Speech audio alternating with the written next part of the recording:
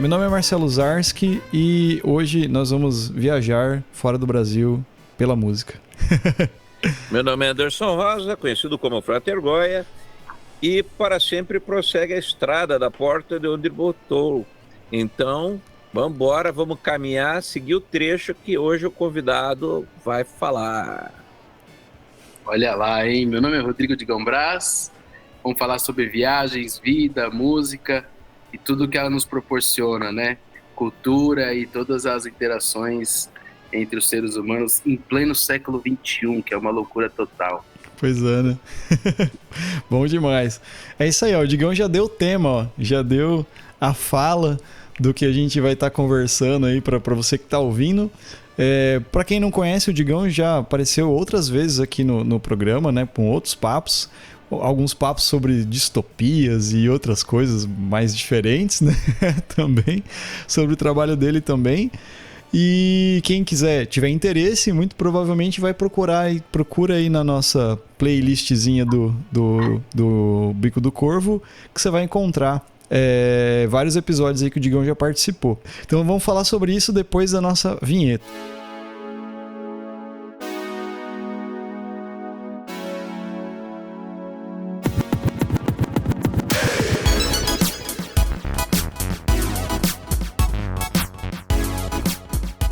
Ô, Digão, só pra gente começar um papo aqui então, ó, eu, inclusive, só jogando pra galera que eu sugeri esse assunto, a gente tava trocando uma ideia de, precisamos conversar, e precisamos conversar sobre várias outras coisas também, mas acho que um assunto que eu queria jogar, e até é interessante pra galera que tá ouvindo também, por curiosidade, e por curiosidade minha também, sobre essas viagens, né? Você já tem um tempo que você tem feito essas viagens para fora, né?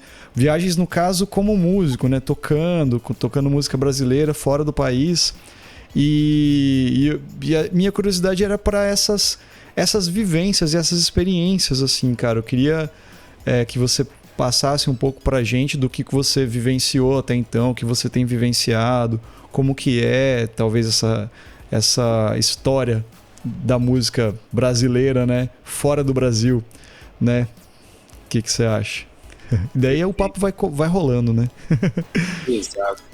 Não, é bem legal e peculiar, né? Falar da música brasileira fora do Brasil. Eu me lembro uma vez que o Hamilson,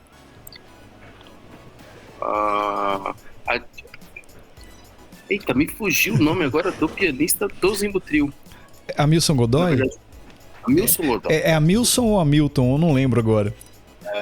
Então, isso que me confundiu. Tem a Dilson, a Hamilton e a Hamilton. Nossa, é esse daí, né?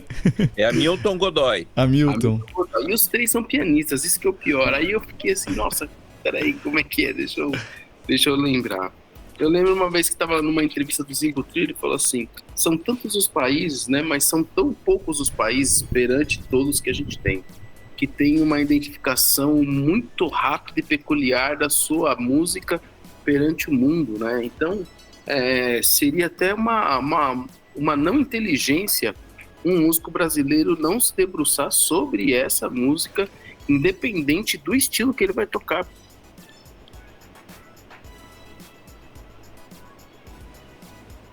Por exemplo, do Angra, o seu segundo disco, o Ricardo Confessori, ele narra que a inspiração para a música Nothing to Say é inspirado numa escola de samba. Ele falou, cara, eu escutei aquilo, eu fiquei louco e eu precisava trazer esse elemento para dentro da música da minha banda, que é um heavy metal melódico. Enfim, sem falar nas bandas que têm uma identificação muito forte com a música brasileira, como, por exemplo, Chico Sainz, com Nação Zumbi, quando chegou no primeiro disco, foi um estrondo aquilo, né? Como é que pode guitarras pesadas combinar com essa levada do maracatu e das alfaias e ter isso tão forte, uma identificação tão bonita e ao mesmo tempo tão representativa? Isso eu tô falando de bandas mais atuais, mas se a gente for pensar, os Novos Baianos lá atrás já pensavam nisso, né? Teve uma época que depois foi, sei lá, não vamos colocar guitarra elétrica e vamos falar de violão para que isso seja mais enaltecido. Então, trazer essa questão da música brasileira, para nós que somos brasileiros, no meu caso, ainda fica muito mais evidente porque eu sou baterista e percussionista, então isso fica latente no meu som, é algo que deveria ser a priori. Tem pessoas que não vão pensar assim, tem pessoas que, inclusive, não soam, né, tanto com essa raiz, mas isso faz muita diferença, inclusive, para quem vai enxergar isso lá fora. E o mais legal de tudo é que essa identificação ela cria um respeito também a priori para que o que você vai apresentar para quem for ouvir. Então, desde que você fala que vai fazer uma turnê e vai se apresentar, as pessoas já criam uma expectativa grande para falar, nossa, o que será que vai acontecer? E aí, dentro desse contexto, né, que é onde eu trabalho, que é uma música jazzista, e jazzista por conceito, né, não somente por gênero, né, então eu não toco o jazz tradicional americano, né, que tem a levada tim, tim, tirim, mas sim eu toco essa música instrumental improvisada, que também não é uma qualidade única do jazz, mas dentro dessa concepção de música popular que a gente se entende, e isso a gente já está entrando no segundo século, né, que isso se desenvolve de uma forma dentro da música popular.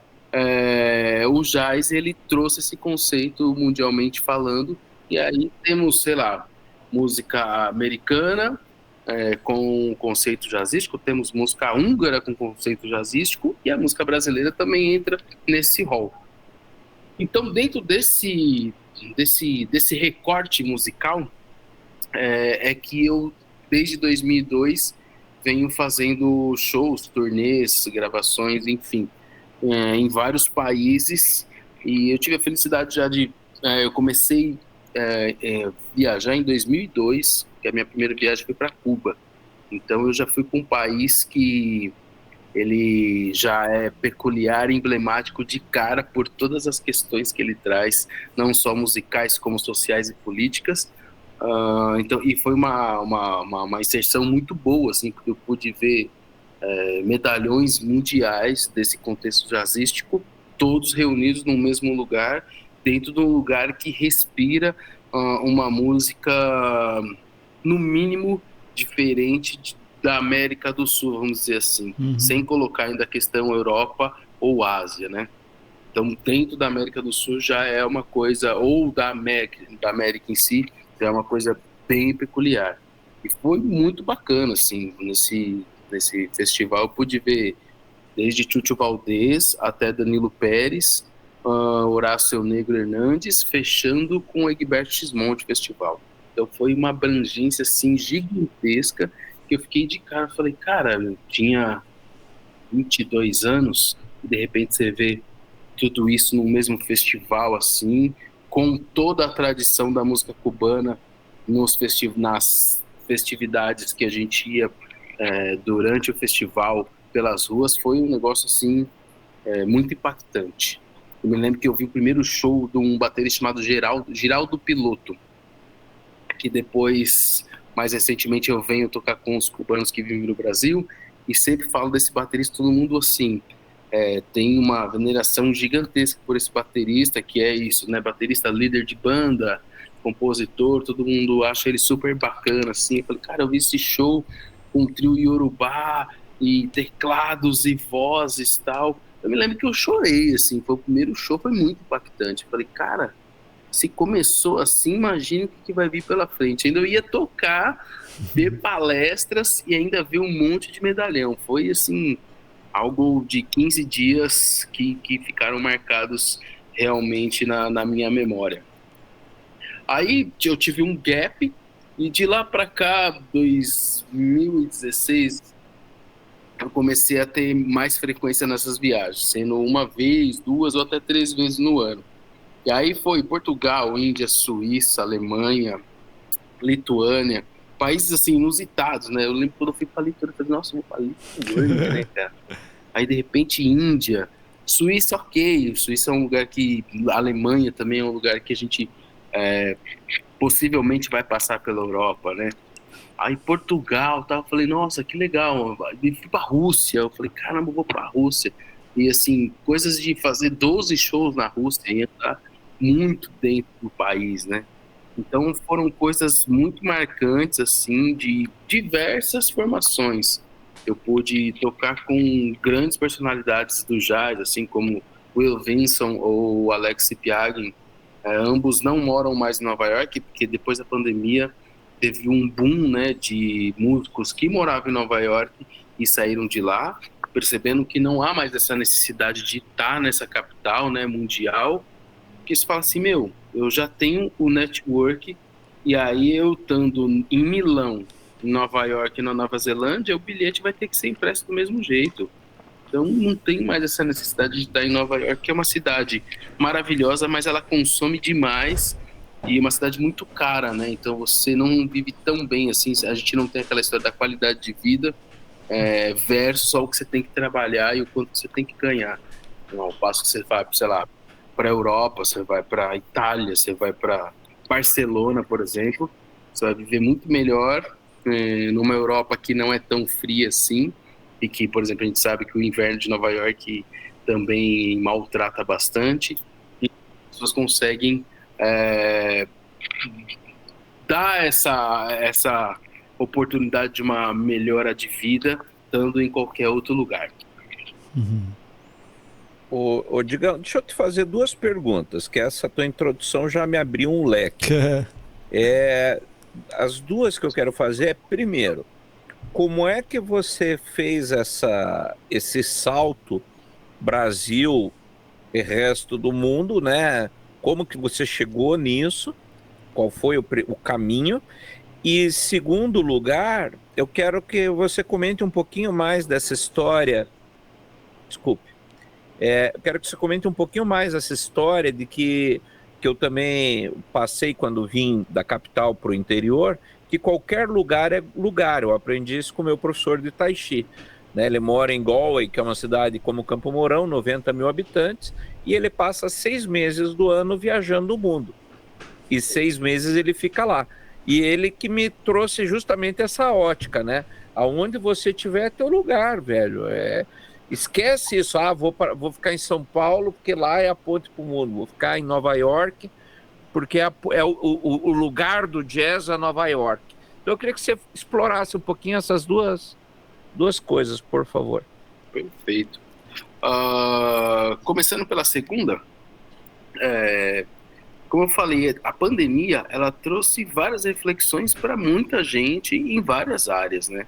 Uma delas foi as empresas entenderam que trabalhos remotos podem ser feitos e a empresa vai ter, inclusive, mais lucratividade, porque não vai ter despesas em deslocamento de pessoas para o mesmo lugar e concentração. E isso também traz uma irritabilidade, né? Imagina, sei lá, um pai de 3 filhos com um filho pequeno, de repente tem que viajar pela empresa para ficar uma semana fora de casa. E aí, assim, ele tem que ficar no meio da reunião, ou então no final de todo dia, fazendo uma espécie de checklist com a mulher, assim, nossa, aconteceu isso, aconteceu aquilo, precisa fazer aquilo, precisa fazer... Enquanto no dia a dia ele poderia estar resolvendo isso. Né? Ou até no dia a dia, né, Digão? Você está aí programado, hoje é meu dia de levar as crianças, e o chefe diz assim, preciso de você na hora do almoço. Te quebra, né? Exato. Você, por exemplo, tua esposa trabalha dando aula, ela tem os turnos dela, você diz, deixa que a criança eu levo.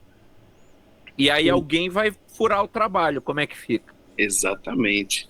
Né? Então, todo mundo percebeu que a gente pode otimizar algumas coisas e essa necessidade presencial, ela não se faz mais presente como em momentos de outrora. Para os músicos em si, eles começaram a ter essa clareza a partir do momento que eles já têm o seu network pronto. Eu já estou aqui em Nova York faz um tempo, eu conheço todo mundo, já tenho os contatos, já tenho a minha rede de trabalho estabelecida entre fazer o contato, gravar o disco, e até mesmo se organizar com ensaios e tudo mais. Tá, beleza. Então a gente vê que a gente está numa vida corrida, em que de repente os ensaios são feitos um dia ou até mesmo no mesmo dia do primeiro show, quando você sai para uma turnê. E aí sim a turnê vai acontecendo, e conforme ela vai acontecendo, você vai aprendendo as músicas. Então não tem mais aquela necessidade de você estar uma semana lá para fazer os ensaios. Não. As pessoas estão, inclusive, profissionais a ponto de chegarem prontas para o trabalho. Porque tem essa máxima também em Nova York, né? Em Nova York as pessoas, por exemplo, não gostam de ensaiar. E faz sentido, assim, eu não preciso perder 2 horas aqui do trabalho, todo mundo junto, enquanto essas 2 horas, em 1 hora eu resolvo em casa, e quando eu chegar aqui eu resolvo com você em meia hora. Então, para que a gente vai ficar estudando em conjunto, sendo que a gente pode estudar em separado e quando chegar, fazer a coisa acontecer? Então, nessa, começou cada um migrar para sua cidade natal, ou para um lugar que fosse mais barato, ou um lugar que ele fosse ficar com uma calmaria na cabeça por conta de tudo aquilo que a gente viveu em 2020, 2021. E aí eles perceberam, o contato já está feito, a internet está aí para nos interligar, eu vou me estabelecer melhor e vou ficar mais centrado estando num lugar mais tranquilo, e quando eu precisar, eu emito esse bilhete e vou para lá, vou para cá. Isso acontece, tem um deslocamento que acontece aqui em São Paulo nesse sentido, que, por exemplo, eu dou aula em Tatuí. E tem uma galera que mora ou em Tatuí, ou em Sorocaba, ou na região, que faz também essas coisas, né? Eu estou em São Paulo trabalhando, mas vira e mexe eu também me desloco. Nesse caso do Brasil e no estado de São Paulo em si, a gente tem boas estradas, não tem também muito deslocamento de voo, e isso realmente acaba encarecendo tudo isso, então você acaba fazendo isso de carro. E em termos globais, você acaba também tendo a possibilidade de conhecer e transitar com mais pessoas. Aí que é a chave, e foi daí que eu consegui fazer, voltando na primeira pergunta, consegui fazer esses networks pelo mundo, trabalhando com pessoas assim inimagináveis. De repente você vai para a Índia e toca com um indiano. Na Lituânia, por exemplo, eu excursionei com um saxofonista lituano. Na Rússia, o guitarrista, ele é brasileiro, mas que conheceu a mulher no Egito, e ela é russa, e ele mora em Vanovo, que dá 4 horas de Moscou, sentido norte. Nunca que eu ia conhecer alguém de Vanovo que fosse músico e de repente assim, não, beleza, vamos fazer uma turnê. Então, essa coisa do network, ela acontece, primeiro, você tem que ter uma porta de acionamento aí, para que você faça esses contatos. Então, quem que você conhece que é da sua rede de amigos ou pessoas do trabalho que vão estar nesses lugares ou que já fizeram esses contatos? A minha porta de entrada para a Europa foi através de um pianista que hoje, inclusive, estava conversando com ele até agora há pouco, ele está em Barcelona agora, ele chama Alex Correia. Já morou em Curitiba, já morou em Londrina, já morou em São Paulo, já morou em Nova York, enfim, esse é realmente um cidadão do mundo. E nessa, olha, tem uma turnê aqui, vai acontecer desse jeito, eu tenho um trabalho aqui, aí você vai conhecendo, aí você faz a turnê com a pessoa que ele te apresentou, aí você fala, tem um trabalho assim também, e aí você vai criando a sua rede. As últimas 2 viagens que eu fiz foi dezembro e janeiro. Dezembro eu fui para a Suíça, e aí a gente foi tocar com o Alex e com o saxofonista que ele é londrino, mas morava em Nova York, e nessa pandemia ele estava na Austrália, chamado Will Vinson. Ele acabou tendo até um filho e ficando lá pela Austrália. Ele falou, cara, muito melhor eu estar por aqui, eu cuido melhor do meu filho. E depois da pandemia, assim, né, depois que essa suposta volta, né, permanente, onde é que eu vou ficar? Eu não sei ainda. E ele garantiu, ele falou, Nova York, eu acho que eu não volto, porque a vida é muito cara, eu não preciso mais fazer tudo isso. E aí de lá eu fui para a Suécia. Lá eu toquei com um baixista chamado Rubem Farias, que é baiano, morou em São Paulo há muito tempo, mas hoje mora na capital, Estocolmo. E também fiquei na casa de um grande baterista amigo de São Bernardo, da minha cidade natal, chamado Neto Oliveira. Aí em janeiro eu voltei com o pianista André Marques, pianista do Hermeto Pascoal, há mais de 30 anos. A gente foi fazer a turnê do disco dele e gravamos o disco dele na França, em Lyon, mais precisamente onde mora o baixista Marcel Bottaro, que era de Sorocaba, hoje agora é um cidadão europeu também, porque ele tem passaporte italiano. Então, essas conexões, elas acabam sendo feitas pelas pessoas que você vai tocar. Você precisa ter esse primeiro start, né, para você conseguir fazer esse primeiro contato. E aí, dando tudo certo, né, porque tem essa questão também de afinidade com o trabalho, o profissionalismo que você emprega nisso, né? Porque isso é muito sério para quem está numa relação global, né? Pô, legal, você é um puta músico, cara, mas você dá um trabalho na viagem, por exemplo, você não chega nos horários certos, você não tá com a papelada em dia, sei lá, você pode fazer consumo de algum ilícito e de repente isso ser um problema na viagem, que acontece, né? Vamos ser realistas, né? Quando a gente está falando de coisas que vão pelo mundo, a gravidade das coisas também são do tamanho do mundo, né? Então, assim, uma coisa, sei lá, você faz uso de maconha. Meu, tudo bem se você transita por aqui, por ali, com maconha, mas se você está numa viagem internacional e alguém te pega, isso vai te dar um problema gigantesco, né? E não cabe mais nos dias de hoje esse músico jazzista louco, né, como a gente tinha nos anos 60. Por favor, Frota. Deixa eu só, antes que o Marcelo fale, né, disso aí, eu tenho uma aluna que ela é modelo internacional, e aí ela mora também, tipo, meio ano na China fazendo trabalho, daí ela vai para outro lugar, mas o grande cliente dela, pelo tipo físico, é na China. E daí uma menina que fica com ela no apartamento de modelos, que elas ficam, faz tipo uma república, então tem 2, 3 modelos cada vez, e a menina foi pega com maconha. Rapaz, ela me ligou apavorada de lá, ela falou, Goia, me ajuda, porque a menina foi pega, só que aí achou no apartamento todo mundo. Exato. Né? E na China é tolerância zero, então é cadeia, ponto. Ela falou, eu não tenho nada aqui, não tenho ninguém, estou num contrato de trabalho, me fudi. Não tem ninguém nem para soltar, para pagar a fiança. Exato. Entendeu? E a agência, tipo, cara, a responsabilidade é tua, a droga estava no teu apartamento. Né? Então, isso que você falou é muito grave, porque tem isso. Tem país que, não dá nada. Agora tem país, velho, que você vai preso, fudeu. Você acaba, por exemplo, com o show inteiro, com a turnê. Exato. Então, no Sri Lanka, é pena de morte. E aí, é pena de morte e tráfico. Mas o que é tráfico? Se no Brasil a gente tem uma discussão gigantesca já para um país que não é legalizado, mas que a gente tem várias flexibilidades, imagina num país que está te acusando de morte com o consumo de droga. Cara, não tem negociação, né? Esquece. Melhor não arriscar, né? Exatamente. É verdade.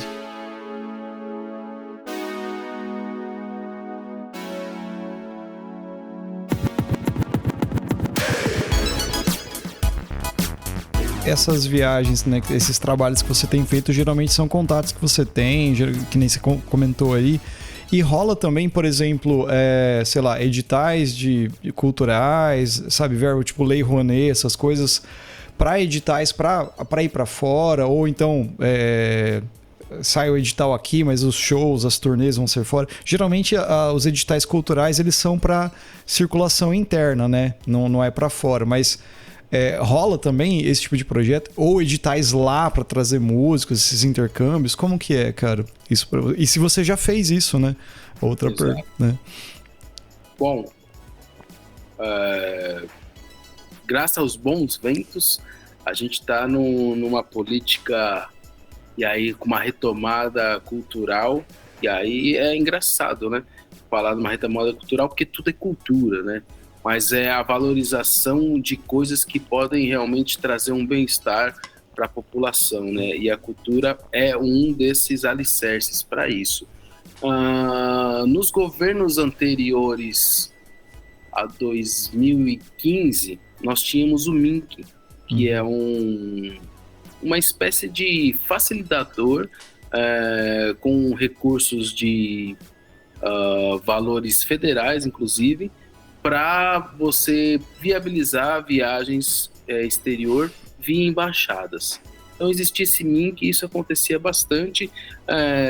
Eu não me lembro se foi 2015, se pode ter sido um pouquinho antes, mas esse MINC foi extinto. E eles estão voltando numa política de voltar a aumentar esses MINCs. O que acontece? Você faz um contato via embaixada, você pode ter o contato da embaixada, ou você manda o projeto para Brasília, como se fosse mandar um projeto para a Lei Rouanet. E você manda esse projeto para Brasília, falando que quer aplicar para tal embaixada. Eu mesmo tive uma reunião uma semana atrás, com a embaixada da África do Sul, de um festival para Pretória. Fica mais ou menos 40 minutos, inclusive, da capital Joanesburgo. Então tem um trabalho que eu faço chamado Carnavais do Brasil, eles ficaram interessados. Desde o ano passado a gente está tendo uma conversa e dessa vez ela nos chamou para uma reunião, e essa reunião inclusive é para entender, né, quem que é o artista. Inclusive a embaixada ela faz isso para ter um primeiro feedback, para ver como que o artista se porta, se ele não vai ser um qualquer, o que ele vai... Porque é uma representação nacional, né? Você está saindo com verba federal, representar o país através de uma embaixada. Não é brincadeira, né? Assim, você está falando e representando o seu país. Então, eles fazem essa primeira reunião para, inclusive, entender como é que o artista se porta e se há a possibilidade de levar esse artista. Porque, de repente, nessa primeira tela, eles falam assim, impossível trazer a pessoa, porque a pessoa ela não tem nenhum tato social para fora do Brasil, e aí, queimar o nosso filme. Não vamos patrocinar esse tipo de coisa. Então, teve essa primeira reunião, foi muito produtiva. Nessa reunião, eu estava com a secretária de Itamaraty, a minha produtora, e a gente foi falando sobre o projeto e formas de viabilizar. Então, existe agora de volta, ou pelo menos eles estão fomentando, principalmente com esses países que o Brasil quer fazer essa conexão, alinhado com muitas coisas que estão em pauta, né? Então, por exemplo, se a gente vai falar da valorização da raça negra, né? Então, é muito melhor eles tentarem fomentar para postos na África do que ir para Paris, onde já tem uma cultura estabelecida, como, por exemplo, o Clube do Choro, que nós já temos em Paris. Então já tem algo já fomentado e já movimentando lá muito forte há muito tempo. Então, por que não levar a cultura brasileira para outros postos que são tão importantes quanto, né? Porque é isso, a gente, vê a África do Sul, imagina um monte de outras coisas e esquece de lembrar que a África do Sul tem as suas classes sociais e tem o seu desenvolvimento da forma que for, mesmo sendo um país da África e subdesenvolvido. Então, tem lugares que eles estão querendo fazer essa fomentação e tem que aproveitar esse bonde agora, né, porque a gente está nesse começo de governo, impulsionado com essa vontade dessa retomada, né, do que era menos 15, tentar igualar pelo menos a zero ou subir um pouco essa régua aí do que a gente passou nesses 4 anos de desgoverno. Então, eu estou ouvindo você falar e várias coisas que você foi falando foram construindo uma imagem para mim. E uma delas é essa questão da droga, do ilícito, né? Que às vezes pode ser até um comportamento reprovável, né? Que aqui no país pode, lá não pode, vice-versa, né? E aí você citou essa reunião da embaixada, né?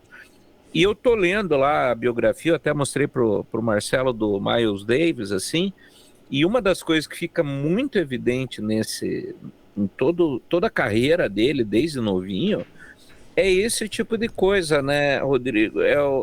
É o profissionalismo, a seriedade com que você leva a coisa. Não basta você ser um bom músico, que é onde muita gente se engana. Me corrija se eu estou errado. Às vezes, você tem um cara que tem um baita de um potencial, mas é um irresponsável, não se porta bem, é um cara que você não pode confiar, por exemplo, ele não vai chegar na gig a tempo, ele não vai estudar o material que precisa estudar, porque ele acha que é virtuoso, ele toca qualquer coisa.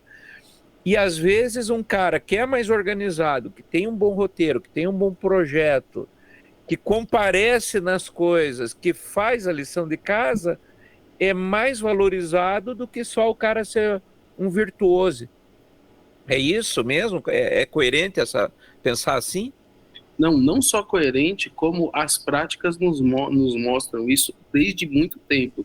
Você citou o Miles Davis, que inclusive fazia das transgressões, não só musicais, mas também verbais,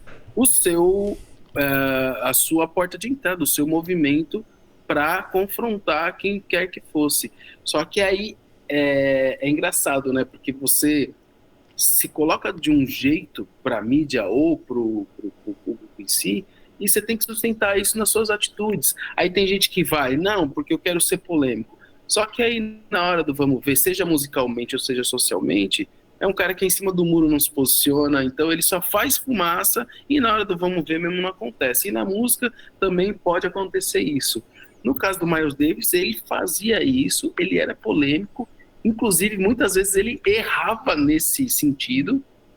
Tem uma passagem muito interessante dessas daí, que no show, em determinado show, ele começou a levantar a placa e não mais falar o nome dos músicos. Então, de vez de ele falar Anderson Rosa ou Marcelo Zarski, ele levantava a placa Anderson, Marcelo. E um desses dias ele esqueceu de levantar a placa do baixista. Aí o baixista chegou no final do show e foi falar pra ele: cara, você esqueceu de levantar minha placa. Ele: não esqueci não. Não esqueci não. E aí ficou esse clima. Tipo assim, pra quem conhecia o Miles, né? Aí, tanto é que a interpretação do baixista falou assim: nossa, eu toquei tão mal assim pra ele não me dar essa moral, sacou? Cara, ele defendeu uma onda dele que de repente ele blefou mesmo, que ele tinha esquecido, e ele sustentou aquilo e pronto, acabou. Então, essa coisa da forma que você vai se pôr e como que você vai se colocar no mercado de trabalho, vai desde uma conversa, vai desde você conseguir falar a língua, sei lá, você quer aplicar para a Índia. Meu, se você tem um mínimo de vocabulário indiano já, nossa, isso faz muita diferença para quem vai te contratar.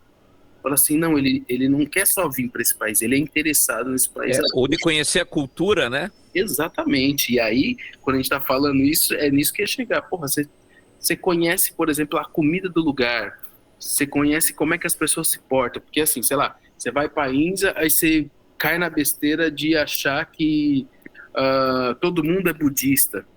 Uhum. Aí a pessoa que é de outra religião vai falar assim, cara, mas eu sou islâmico, e aí? Você nem considerou isso, né? Ou então você vai para a África e chegar na embaixada e falar assim, mas como é que é? A gente vai de elefante lá pro lugar? Os caras falam assim, nossa, que ideia que você tá tendo. Usando isso que você falou da Índia, você acha que tá indo para a Índia e que vai num templo hindu, vou tocar para hindu. E quem te contratou é o pessoal da mesquita. Então você não conhece o pessoal que te contratou, que é ainda pior. Não só não conhece a cultura local, você demonstrou desconhecimento, né? Foi no lugar comum, como você desconhece quem te contratou. Que é pior ainda. Cara, pô, você não viu quem eu sou, velho? Sério? Ô, Digão. Isso acontece muito, só para complementar. Pessoas que são muito bem relacionadas no mundo, que saem do Brasil e que estão pelo mundo, muitas vezes as pessoas não entendem, nossa, mas como é que aquela pessoa tá lá e consegue fazer tantas turnês e tal? Meu, vai ver o network dessa pessoa, vai ver como é que ela transita e o que ela faz para envolver culturalmente o contratante e nisso chegar nos locais. E reflete no som. Tem sons que você fala assim, pô, sei lá, o Brad Mehldau. Nossa, tem uns sons do Brad Mehldau, parece que tá meio pop e tal, mas não é questão de pop, é questão de como aquela música chega para ele e de como ele reflete aquilo para o público a partir de um conceito musical jazzístico de improvisação, fazendo músicas do Radiohead, que todo mundo fala assim, cara, mas isso é Radiohead, e o cara quebra tudo, sacou? Então, o trio grande do Will Vinson, por exemplo, que a gente foi excursionar, pô, tem coisa dos Beatles, que já é muito difundido entre a música instrumental, das pessoas fazendo releituras. A New Standard, por exemplo, do Herbie Hancock, foi nesse sentido, né? De pegar a música do Peter Gabriel, dos Beatles, enfim, e fazer essas releituras.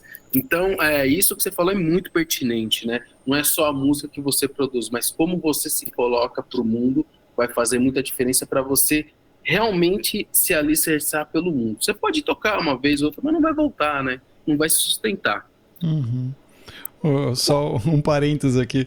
Pô, esse trampo novo do Brad Mehldau, ele gravou Tom Sawyer do Rush, cara. Porra. Maravilhoso, cara. Muito bom. Não, e o disco não o disco chama Jacob's Ladder, né? Sim, aham. Então, assim, todo um pensamento em cima dessa obra. Foda. E é uma passagem bíblica, enfim. E assim, aí você vai escutar o disco, meu, tem uma faixa, como é que ela chama?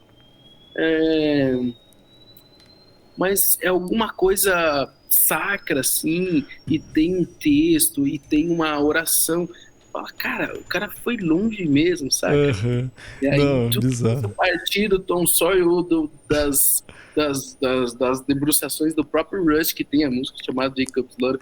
É assim, maravilhoso. É foda demais. Tem um antes desse também, que tem uma pegada assim, que eu não vou lembrar o nome. Que tem uns clipes que ele gravou, que é uns desenhos, criticando Trump, um monte de coisa assim. Puta, eu não vou lembrar desse. Tem o Kurt Elling cantando umas faixas no disco também. Foda pra caralho. Depois eu te mando o nome. E aí, pode falar. Tem pessoas que vão achar que isso é um movimento popular, né? Pra dentro do jazz. Não, na verdade é o que a pessoa tá fluindo e o que ela consegue observar do mundo naquele momento, né? Você falou, pô, é uma crítica pro Trump, parece ser algo imediatista, mas na verdade que vai deixar já de forma evidente a sua posição política, e isso vai dizer muito sobre o artista hoje, né? Porque nós somos realmente cobrados, e ainda bem que nós somos cobrados para ter posições claras e firmes sobre muitas coisas das questões políticas. Muitos artistas não também debruçam sobre isso, tá tudo certo. Mas a gente tem que lembrar que artista também é formador de opinião, né? É verdade. Então ele tem um peso gigantesco para quem ele tá falando e como é que ele vai estar falando aqui. O disco é Finding Gabriel. Tem uma capa toda colorida, assim. Depois eu mando o link pra vocês. Mas o que eu queria perguntar, digamos, você tá falando da imagem, né? De tudo isso que o músico traz, né? Que talvez também auxilia você conseguir estar fazendo mais trabalhos, tocando com mais pessoas, né? Se você é um músico, tipo assim, gente boa, que faz tudo que nem o Goya colocou, que chega no horário, até mesmo na gig que você tá fazendo na tua cidade, né? Vai tocar num barzinho, por exemplo, você chega no horário, você monta as tuas coisas, toca, não dá problema, você vai ser um músico que vão querer de volta, que você vai querer estar junto. Aqui mesmo tem muita gente que, às vezes, você não quer mais tocar junto por causa de problemas, né? Pô, a pessoa chega atrasada, a pessoa não sei o que, sabe? A pessoa acaba, né? Não é uma pessoa que vai te agradar, né? Se você acaba não tendo empatia. Mas uma coisa que eu às vezes, que eu queria saber de você, assim, que foi para vários lugares, é como, por exemplo, tirando essa coisa da imagem do músico, assim, do teu trabalho, vamos dizer assim, mas como que é visto, por exemplo, um músico que é brasileiro lá fora, por exemplo, né? Porque, que nem você excursionou com como que é? O Will Vinson, do Trio Grande? O Trio Grande é ele, o Tony Sanches e o G-Rex? Exato. Agora sim. Não é mais o Antônio Sanches. O Antônio Sanches é outro que saiu de Nova York, está em Barcelona. É casado com a Tony Alexa, né? Sim. E eles estão em Barcelona. Agora quem tá me fugiu o nome dele, que é baixista e batera. Ele toca baixo e batera. Matt, não. Bom, eu vou me lembrar o nome. E ele que entrou, eles vão gravar agora o segundo disco, ou já acabaram de gravar, porque eu lembro que em dezembro eles estavam saindo de uma turnê. Eles fizeram 18 shows em 19 dias. Porra, que legal. E ele chegou na Suíça, a gente tocou em Basel, ele falou, tô morto. Imagina. Eu quero ver meu filho que acabou de nascer e eu tô moído. E aí agora tem esse Nathan Woods, ele é baixista. Pô, e aí ele assim, toca baixo e batera mesmo, assim, não é improvisa e tudo. E ele que tá fazendo agora. É Que bem massa. legal. Pô, que massa, vou procurar. Então, e a pergunta é essa, né, cara? Como que é essa imagem do músico brasileiro, né? Lá fora, assim, nesses lugares que você foi? Assim, como que as pessoas, no caso, os outros músicos tratam, como que é esse convívio, essa relação, e quanto ao público também, né? Eu sei que a música brasileira, que nem você colocou no começo, é uma música super valorizada, dentro do Brasil também, mas eu digo assim, fora ela é muito elevada, né? Assim, você vê que tem lugares que no Japão que você vai entrar que toca bossa nova lá, então as coisas bem, né? Que você ouve dizer assim, que eles gostam bastante, né? Não só a música brasileira MPB, mas como o rock, né? O Angra mesmo é um exemplo de uma banda que foi pro mundo todo. O próprio Sepultura, né? Também, que é uma banda grande, né? No mundo, né? Não é só no Brasil, né? E como que é essa imagem, cara, assim? Olha, hoje em dia a gente consegue transitar de uma forma, ainda nós temos eu não digo que é preconceito, acho que nós temos ou a gente pode falar que é um preconceito, né, no sentido literal da palavra. As pessoas ainda imaginam essa coisa da bossa nova no Brasil, né, ou então das coisas regionais. Vai falar de samba, fala de samba raiz mesmo, então de repente já vem aquela imagem da mulata aí, não desmerecendo, né, não estou fazendo mérito aqui da questão, até porque eu adoro carnaval, sou jogador de bateria e isso faz parte do meu universo. Mas de ter, sei lá, vai falar de samba, vai falar cavaco, surdo e mulatas dançando. E até mulatas é um termo que nem se usa mais, mas é essa generalização que eu quero trazer. Vai falar de baião, aí vai falar de trio de forró, então tem que ser aquele trio pé de serra com sanfona e tal, sendo que a gente tem Hermetos e Egberto Gismonti que já transcenderam demais, inclusive, todas essas questões, e a partir deles eles abriram a fenda, né? Então nós temos um leque de A a Z na música brasileira que se apresenta de forma diferente para quem está ouvindo. Inclusive muitos brasileiros fazendo música mais global, devido a essa globalização do mundo, do que propriamente a música brasileira. Nós temos ainda essa barreira e ela vai sendo quebrada pouco a pouco, show a show, grupo a grupo, conforme vai se apresentando. Isso aconteceu e ficou muito evidente com o disco do André Marques. Quando a gente começou a tocar o show em si, o Marcel já havia falado para os franceses, a gente vai vir fazer um show aqui, mas, gente, não é bossa nova. Vocês estão imaginando ainda que a gente está ainda no movimento de bossa nova. Esse pianista toca com o Hermeto Pascoal, vocês conhecem o Hermeto Pascoal, mas, assim, ele tem uma outra carreira e trajetória que ainda difere do Hermeto e abrir um novo leque. E quando a gente chegava ao final de cada show, eu me lembro que o programador do Jazz à Vienne estava em um dos shows, em Mâcon, que é uma cidade do interior da França. Ele ficou de cara, ele falou assim, magnífico. Ele ficou assim, magnífico esse trio. Nossa, vocês precisam excursionar o mundo inteiro. Como assim? O que está acontecendo? A gente vê uma profundidade de regionalismo, mas ao mesmo tempo uma globalização e uma expansão harmônica que é do Brasil, peculiar do Brasil, mas também que está em conexão, está em diálogo com o que a gente tem de mais moderno no mundo, do que a gente fala da concepção jazzística, né? E isso a gente está falando assim, buscando referências até mesmo da música erudita do século XX. Então a gente vai ter coisas de Mahler, Prokofiev dentro da música, mas com essa profundidade regional e traz uma clareza do que a música brasileira pode apresentar, em qual patamar que ela está e ainda o que ela pode evoluir. Então nós temos essa quebra de paradigma show a show, grupo a grupo, mas mesmo assim, como eu falei inicialmente, as pessoas, por falar que é música brasileira, elas já de cara param para ouvir e falam assim, não, peraí, deixa eu ver o que está acontecendo. Assim como você vai falar, vai vir um matemático indiano falar para nós aqui. Todo mundo fala, opa, peraí, né? A gente está falando de 5.000 anos de história. Aí ou, por exemplo, sei lá, um matemático africano. Eu tenho um amigo, François Muleca, ele está agora em Florianópolis, mas ele morou em São Paulo há muito tempo. O pai dele é professor na USP e ele veio fazer o doutorado nos anos 70 aqui. E aí ele veio defender uma concepção sobre matemática de lá africana que é ancestral e uma forma totalmente diferente de ver da forma ocidental, né? E aí você fala assim, cara, a gente tá falando, por exemplo, de África, né?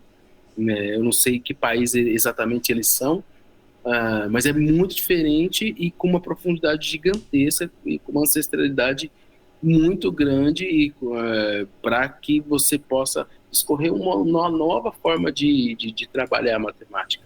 Então, por falar em música brasileira, de fato eles já colocam uma atenção aí grande, mesmo ainda tendo os estereótipos. E aí quando vem uma música diferente, eles falam, opa, tem algo aí que faz a gente prestar atenção e querer ouvir cada vez mais. No meu caso, que é baterista, isso é muito evidente, né?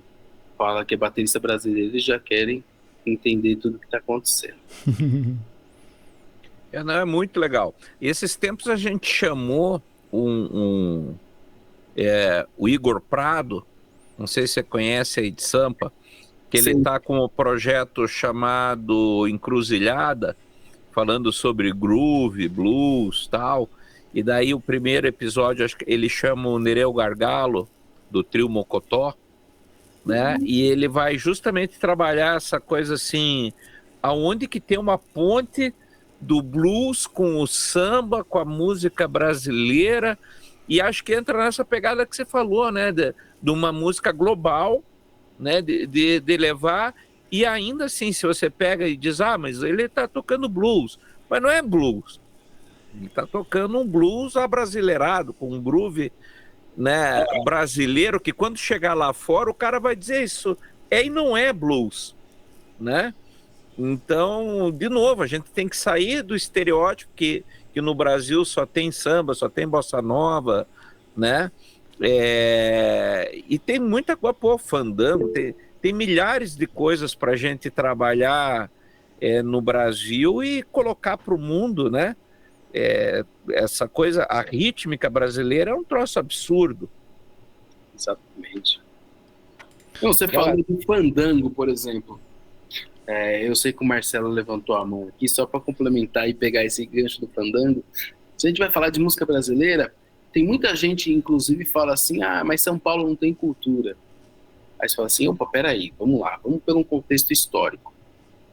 São Paulo é uma das poucas capitais que a gente não tem o porto dentro da capital. A gente vai falar de Fortaleza, vai falar de Recife, vai falar Vitória, enfim, todo mundo está no porto. E onde tem porto é onde vai estar a concentração de pessoas indo e vindo, e muita cultura vai estar por ali, ou pelo menos as coisas vão estar concentradas ali. São Paulo, o porto fica em Santos, que já fica numa distância grande. E tem mais um detalhe, São Paulo tem cidades com desenvolvimento financeiro muito grande no interior e o estado já é grande. Então as cidades são muito independentes, elas não são dependentes da capital. Tudo isso leva a cultura paulistana, no caso paulista, né, paulistana seria da capital, para os interiores. E aí, aliado a isso, a cultura da viola, que pega São Paulo, Paraná, Espírito Santo, um pouco do Rio de Janeiro, faz com que saia totalmente do eixo da capital. Então, São Paulo é uma cidade cosmopolita, assim como o Japão, assim como Nova York, que vai ter de tudo. Não tem essa cultura de raiz regional forte, mas, por exemplo, a cultura da viola é muito forte pelo interior de São Paulo, e o fandango, por exemplo, é um ritmo que é muito cultuado em Ubatuba, que é no litoral do estado. Ou se você pega em Tatuí, por exemplo, tem torneios de cururu, que é um outro ritmo da viola. Aí você fala, e aí, né, meu? Como é que a gente não vai encarar isso? Como é que a gente não vai deixar isso incorporado para que uma pessoa que nasceu em Tietê, que tem tradição de samba de umbigada ou de danças de umbigada, a gente fala por exemplo, do jongo, que é uma dança de umbigada, como é que ele não vai ouvindo isso desde pequeno, com o vô que era da Folia de Reis, incorporar isso na música dele e de repente ele faz rap. Eles falam assim, não, cara, tá tudo interligado. E aí, quando ele vai fazer os resgates, porque no primeiro momento você quer fazer aquilo que supostamente é sua música, mas aí você vai fazendo os resgates, você vai voltando. Quando você vê, cara, já tem muitos elementos e sem você perceber, os caras falam assim, cara, mas isso daí é um repente de cururu ou de fandango ou um passo do cateretê, e aí, de repente, tá lá dentro da sua música. Então é muito interessante falar do fandango, porque pega essa cultura da viola, que pega vários estados e que não necessariamente está ligado com a capital, no caso de São Paulo. Uhum.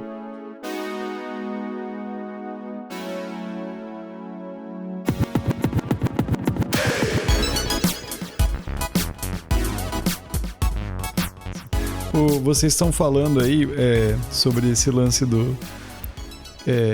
eu tô tá vindo um monte de imagem aqui, tipo assim, a ideia de que nem você colocou, o Goya colocou, tipo, a pessoa tá fazendo blues, mas não é bem blues, mas não sei o quê, e você falando, né, tipo, do som que vocês foram fazer com o André Marques, que tem essa pegada de...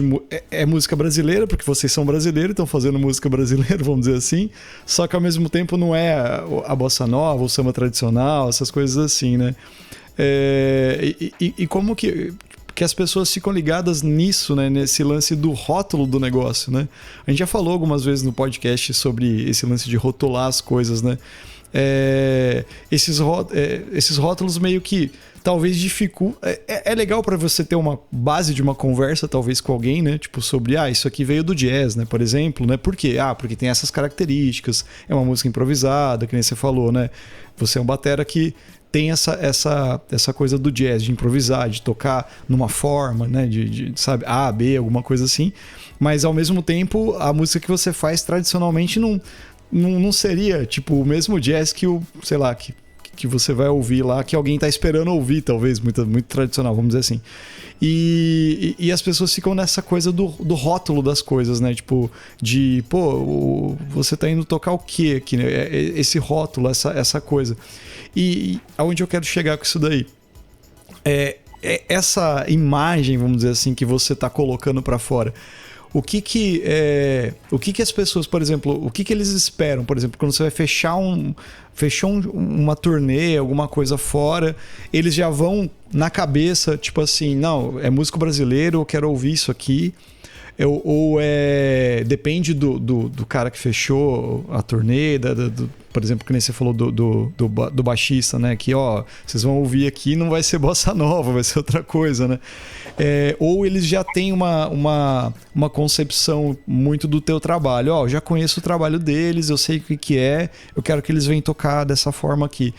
Como que é isso, cara? E como que vocês, assim, vocês que estão tocando assim há mais tempo, fora, assim, como que vocês fazem essa relação, né? Tipo, meu trabalho é assim, mas tipo assim, sei lá, você vai ter que tocar tradicional. Como que é isso, né? Tem isso? Como que funciona? Não sei se deu para entender a pergunta, cara. Eu me enrolei aqui. Você perdeu, sim. Beleza. Você perdeu. Inclusive, eu lembro que o Goya tinha citado aqui, né, os softwares como os Sonovos, né, que permite fazer os ensaios online. Com tudo isso, hoje em dia é muito difícil você dar um tiro no escuro, né? Quando você chama alguém para fazer um trabalho e tal, com certeza você já foi procurar essa pessoa nas redes sociais, com certeza você foi ver os networks dela, onde é que ela trabalha. Por isso que também é importante como você se coloca na rede, né?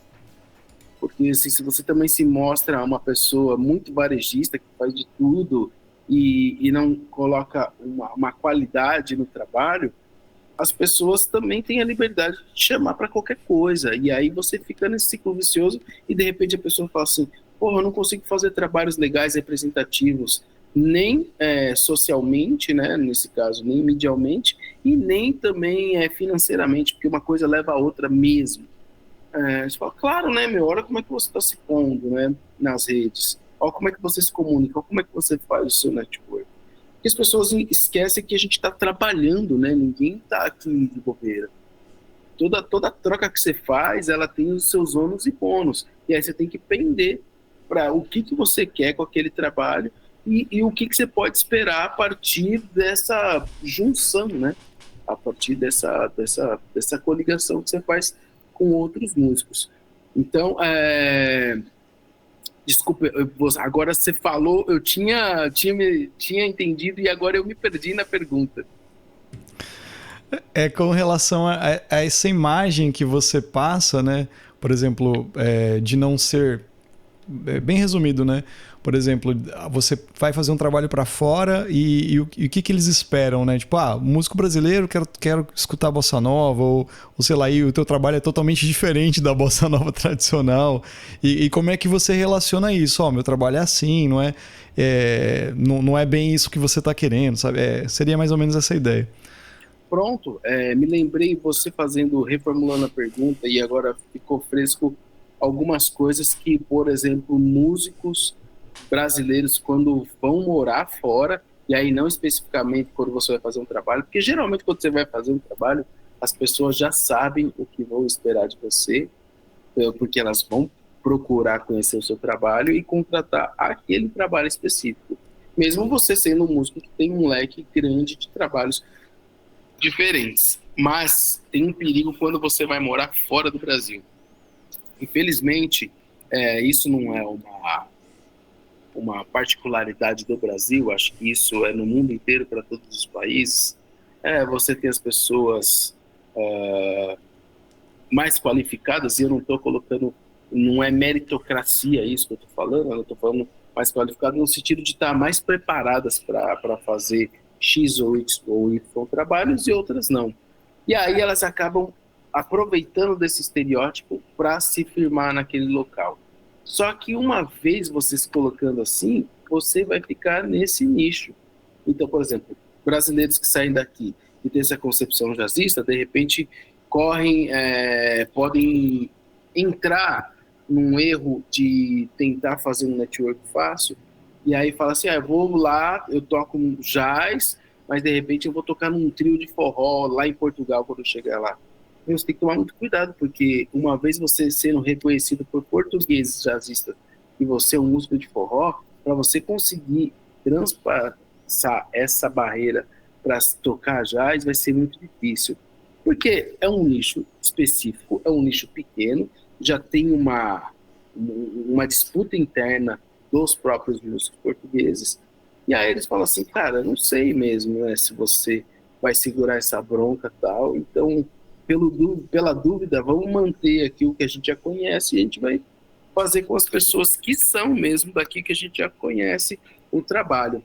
Então, se você quer, uma vez que você sai para o mundo, se você quer fazer tal música, tente fazer as conexões certas com as pessoas que você acredita e que você pode fazer. Porque tem esse lance. Quando você sai, você ficou com esse medo e aí você supostamente quer abraçar tudo. Mas pelo contrário, quando você sai, você pode chegar direto no ponto, muito diferente de quem está lá batalhando há muito tempo. De repente, quem é ali da casa está procurando galgar tijolo a tijolo, e quando você chega no lugar, você pode procurar o que você quer exatamente. Aí, é claro, você tem que ter a qualidade musical, nesse caso, né? E aí, hoje em dia, como a gente falou também, a qualidade social, de você se portar bem, né? Manter o horário e tal. Mas ter a qualidade musical para falar assim, não, eu vim aqui para tocar jazz contemporâneo dentro da concepção free. E aí você vai para Londres, por exemplo, você encontra um monte de gente que faz esse tipo de música. Você vai lá para tocar isso. Agora você não chega lá e fala assim, não, mas eu vou tocar New Orleans primeiro, para depois ir chegando nos anos 60, nos anos 80, para chegar no free. Cara, as pessoas não vão considerar, e aí você vai passar um tempo, vai ficar frustrado e não vai conseguir chegar no seu objetivo. Com sorte você consegue, mas isso é um conselho de todos os músicos que saem do Brasil para morar fora especificamente. Quando você chegar, tenta fazer os networks com quem você confia, com quem você via de lá do Brasil. Tem essa, né? Você tá aqui no Brasil, você fala, nossa, Nova York, o Antônio Santos. Não, cara, o Antônio Santos vai estar tocando no 50-50 ali, Você chega lá e conversa com ele, fala assim, ó, sou um músico brasileiro, tal, esse aqui é meu trabalho, queria que você ouvisse. Ele vai ouvir, se ele gostar, de repente ele vai te ligar. E aí você chega direto no local, né? Supostamente cortando esses atalhos. Então, essa é vamos dizer, uma dica importante, assim, que muitos músicos, quando vai morar fora, sempre dá um toque. E é claro, quando você vai para lá também, você procura fazer isso. Ô, Goiás, deixa eu só... O vulgarmente chamado foco, né? Exato. Eu ia falar que é meio que... se você tá afim de tocar um negócio, você tem que... Vai nesse negócio, tipo isso, né? Pô, quero tocar, sei lá... esse som, daí você vai nisso e você vai atrás disso aí. É meio que isso, que é o que o Goya falou, né? O foco, né? Exatamente. A imagem que vinha na cabeça, assim. Mas... É porque, na verdade, não é, velho. Veja, é um universo. Né? Eu até pus aqui no bate-papo, né? Não adianta você fazer um perfil, você tocando tudo no Instagram, né? Forró, música de baile, eu toco música nos 80, nos 70 e tal. Porque o cara tá procurando alguém que seja bom, como ele falou, no free jazz, né? Sim. E tal, ele não tá procurando um músico de baile, senão você vai chegar lá fora, o máximo que você vai conseguir é isso. Tocar um baile, né? Uhum. Gig de cover e tal, e vai morrer ali. E aí, e isso que ele falou é uma coisa muito séria, que é a etiqueta, né? Você chegou lá, queira ou não, a primeira impressão é a que fica. Chegou lá, vira o Marcelo Zarski tocando Tim Maia na balada, você nunca vai ser chamado para tocar free jazz. Sim. Né? Você vai levar, ó. Uhum. Essa coisa também é um pouco de...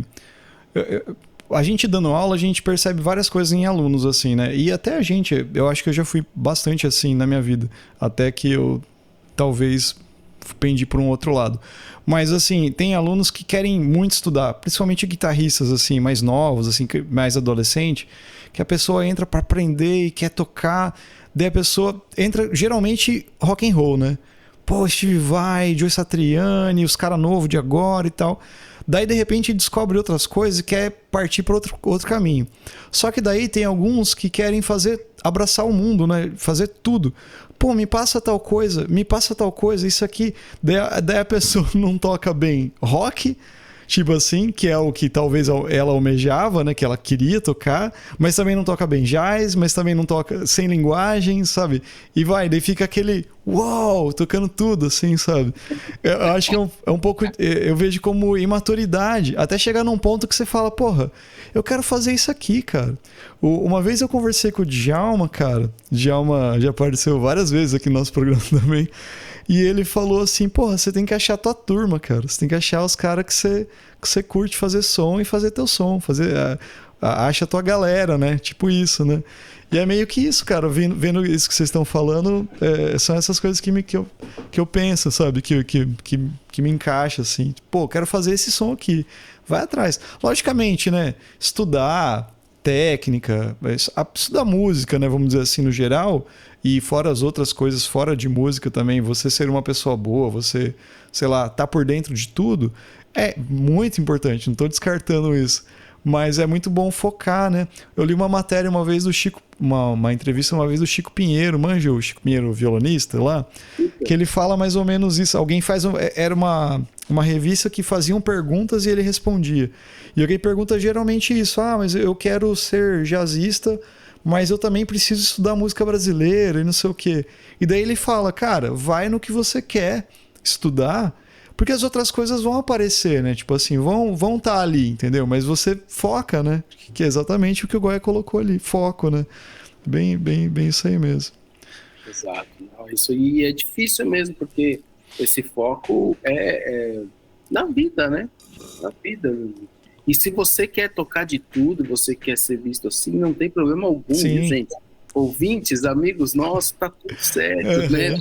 Ninguém tá julgando, ninguém tá levando isso a mérito de que é bom ou é ruim, mas só saiba o que você queira, né? Não seja um adolescente, que nem você falou, né? O adolescente, hoje eu quero tocar Steve Vai.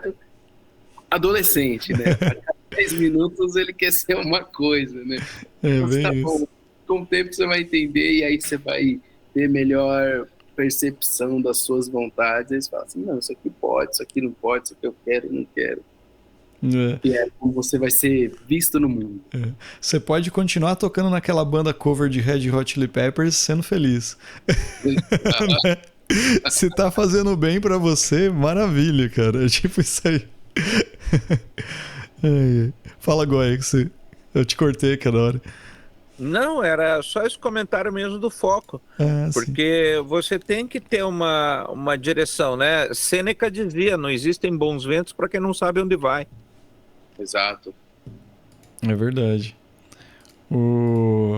Acho que temos um episódio, né? Para não ficar tão... Pode falar, Goya. Não, tá concordando contigo. Temos um episódio. Temos um episódio aí, ó. A música do Brasil fora do Brasil. Olha aí, ó. Do Brasil fora do Brasil. Muito bom. O Brasil não conhece o Brasil. Bom demais. Pô, então, minhas considerações aqui, antes da gente ir para uma reta final. Pô, mais uma vez, agradecer, Goya, que sempre estamos juntos, né? E Digão, né? Pô, obrigado pelo convite. Pela presença. Eu que fiz o convite, né? Obrigado pela presença, por encarar esse papo. Eu sempre fiquei curioso para saber mais sobre isso, né? Eu vejo, bom, a gente se fala bastante pelo Instagram, pelo WhatsApp, de vez em quando a gente troca umas mensagens aí, e sempre falei, porra, eu tenho que falar com o Digão sobre isso, cara, como é que é essa experiência, lógico, né? Tem outros músicos que fazem isso, mas você é o nosso networking, né? Você é o que tá mais próximo, né? Nesse caso aí. E, pô, muito obrigado por aceitar o convite, e já fica o convite para os próximos papos que a gente quer ter aí também, que a gente já falou sobre isso em box, né? Que é sobre Digão, para quem não sabe, ouvinte aí, ele é um cara que é muito ligado no cinema, nas séries, em animes e outras coisas aí. Então ele sempre tá vendo coisas da cultura pop. Então é um cara que volta e meia vai aparecer aqui para falar sobre esses assuntos aí, pra gente tá trocando ideias. Mas eu deixo o meu agradecimento aqui demais. E pela simpatia sempre, né, cara? Pô, sempre sorrindo. Eu lembro uma vez, cara, contando uma história aqui, abrindo meu coração ali, ó. Eu lembro uma vez que eu fui no Festival de Ourinhos, cara, há muito tempo. Um dos primeiros que eu fui, assim. Eu fui em vários. E você tava tocando, cara, com a banda. Como que era uma banda que você tinha, que tinha o Fábio Leal? Mente Clara. Mente Clara. Vocês estavam tocando, cara. E não era no teatro, cara. Era num lugar mais underground lá. Não era no lugar que tava rolando a jam. Era num outro lugar. E daí eu fui assistir e falei, caralho, que bizarro esses caras tocando, mano, assim. E daí era você, porque acho que você tava dando aula na época lá no festival e você tava tocando. Eu lembro, eu tenho essa lembrança, cara, assim. Não sabia quem era a galera, nada, assim. Sabia que você tava lá. Mas, porra, foda pra caralho. Eu acho que nesse ano, não sei se tava o Michel, eu não lembro, cara, quem tava lá, assim, sabe? Mas, porra, foi foda pra caralho. Não sei que ano é, mano. Eu devo ter guardado os caderninhos, as pastinhas, que eu guardava tudo, o crachazinho, sabe? Deve estar em algum lugar aqui, cara, numa caixinha aqui. Mas eu tenho essa recordação. De Ourinhos, porque esse ano eu vou lecionar lá novamente em julho, né? Bom e demais. Eu tenho lembranças muito boas, porque eu lecionei lá em 2001, 2002, 2004. Olha aí. E aí fiquei um tempão sem voltar. Em 2020 era a 20ª edição, eles queriam reviver quem deu aula no primeiro ano, que foi 2001. E aí, não, beleza, tá tudo acertado. Era pra eu ir, enfim, teve a pandemia, não teve. E aí, no ano passado, quando eles fizeram a 20ª edição, falaram, pintou a possibilidade da gente convidar o Nenê. Tudo bem? Eu falei, louco. Pra mim é mais do que uma honra, porque o Nenê, além de ser a referência para muita gente, pra mim é a minha maior referência musical, né? Então, a pessoa que eu mais me espelho, assim, desde a forma de tocar, desde as composições, como é que ele pensa em música. Então eu falei, nossa, pra mim, eu faço questão que ele vá. E esse ano a gente vai voltar lá, vai fazer o trabalho do Jackson Silva, um baixista que é ali da região. A gente vai apresentar o disco dele e vou dar aula também nesse ano, que é uma semana do festival, né? E aquele festival é uma maravilha, né? Porque ele acontece aos moldes do festival lá de Tatuí, que tinha o Brasil Instrumental, em que acontecem os shows e aulas durante o dia, e à noite tem as jam sessions que todo mundo toca literalmente com todo mundo, né? Sem essa fronteira aluno, professor, pessoa da cidade, transeunte. Isso é muito legal, né? Porque traz essa confraternização, o que deveria ser mesmo, né? Sem nenhuma amarra, sem nenhum estigma, sem nenhuma barreira estilística, né? Então, porra, de repente o cara toca rock, vem, liga pedalar e fala, beleza, cara. A gente tá aqui num processo em que a gente tá fazendo a música instrumental, mas acrescenta aí com o que você tiver que acrescentar e ótimo, vamos nessa. E todo mundo vai se comunicar, né? É aquela história, é aquela passagem do... Lembra do filme Um Filme Falado, que é um filme português? Não sei se vocês chegaram a ver esse filme. Não. Ele tem no YouTube, é um filme, acho que 2000 e alguma coisa, 2003, alguma coisa do tipo, assim. E tem uma passagem muito engraçada, porque eles estão numa mesa e cada um falando uma língua de um país. Aí um tá falando húngaro, o outro italiano, o outro francês, o outro inglês. E eles fazem uma crítica, né, à cultura americana dessa coisa da língua mãe e tal. Fala assim, tá vendo, meu? Quando as pessoas querem se comunicar, elas têm uma forma muito expressiva, inclusive gestual, e tão afim de entender o outro, a gente se entende. Cada um falando uma língua aqui, a gente se entende. Então, peraí, essa coisa da língua mãe, que tem que ter essa imposição, né, no mundo, que se você não fala inglês você já é um analfabeto global, é uma imposição idiota, né? Porque se as pessoas quiserem, elas vão se comunicar mesmo e não vai ter jeito. Mas... Muito bom. Cara, eu só tenho a agradecer, porque sempre que a gente conversa, é um prazer, a conversa flui, se acrescenta demais, assim. E, de novo, fica a recomendação para o pessoal procurar os outros episódios que nós fizemos com o Digão. Cara, eu preciso encontrar com você quando eu for a São Paulo. Vamos combinar de fazer um som aí. Por favor. Agora eu tenho estúdio em casa, cara. Então, pode tocar. Massa. E eu tô muito feliz porque, bom, eu sou um baterista de 43 anos que nunca tive um lugar para tocar. Todas as vezes que eu ia tocar era, sei lá, numa sala em que ela não era preparada. E aí isso pro baterista é muito caro, né? Porque você fica encanado com o som que tá reproduzindo, com os vizinhos que você tá incomodando, até mesmo dentro de casa. E, meu, quando eu entro aqui, eu moro num apartamento e eu tenho um estúdio em casa, eu fico assim, não é possível, cara. Isso é ganhar na loteria, assim.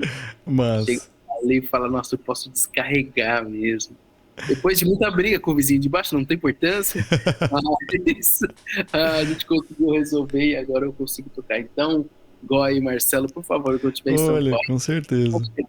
vai ser um prazer. Massa, bom demais, cara. Obrigado. Pô, massa demais. Então, para você que chegou até o final aqui, fica a dica aí, procurem Digão nas redes sociais, trabalho dele. Como que vai estar lá, Rodrigo? Vai estar Rodrigo Digão Brás? Rodrigo Digão Brás, o arroba. Exatamente. Então, Rodrigo Digão Brás no Instagram, daí é a porta de entrada para um monte de lugar, né? Provavelmente por... todas as minhas redes, fora o YouTube, que tá Rodrigo Digão Brás 53, se eu não me engano, as outras são tudo Rodrigo Digão Brás. Facebook, no Instagram. Tô aí no lançamento do meu segundo disco, né? O Isolamento Musicado, entre outras coisas, e enfim. É só chegar lá, manda um direct que a gente fala, bate um papo e interage da melhor maneira possível. Bom demais. Tem que vir para Campo Mourão também, hein, cara? Quando rolar um festival de música aqui, ano passado não rolou, mas quando rolar, vou citar teu nome. Pô, batera, massa. Tem o Jackson também, que tá junto, né? Também, porra, massa demais. Vamos tentar armar isso aí. Né? Mesmo se for pra ir tomar um café durante o final de semana. Sim, tem espaço aqui, cara. Tem quarto, não precisa nem hotel. Boa, isso demais. Bom demais.